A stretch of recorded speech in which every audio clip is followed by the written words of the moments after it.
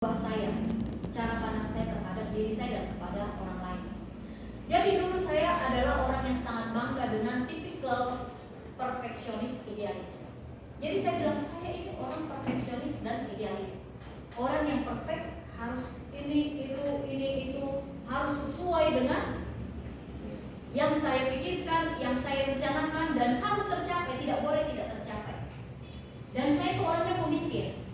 Saya bisa nggak tidur memikirkan satu konsep, ya tertentu lalu saya tulis, itu nggak ngantuk saya. Saya orang idealis, saya itu pemikir. Saya itu bisa membuat satu konsep kemudian saya menuliskannya secara sistematis, gitu. Dan saya berpikir saya harus bisa melakukan itu. Dan menurut saya itu adalah kebanggaan. Saya orang hebat. Wah, itu kan orang yang luar biasa gitu ya. Menurut saya pada waktu itu. Sehingga ketika saya menghadapi situasi yang tidak ideal seperti yang saya pikirkan, ketika ada hambatan, apalagi itu sangkut pautnya dengan orang-orang yang tidak melakukan apa yang menjadi bagiannya, itu saya marah.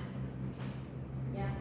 Dan kalau saya marah kepada orang, bagi saya itu adalah suatu pride.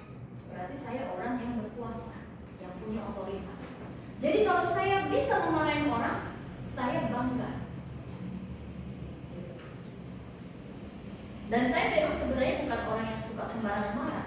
Tapi kalau misalnya orang itu tidak melakukan apa yang menjadi tugas tanggung jawabnya, tidak bisa melakukan apa yang seharusnya, saya marah gitu.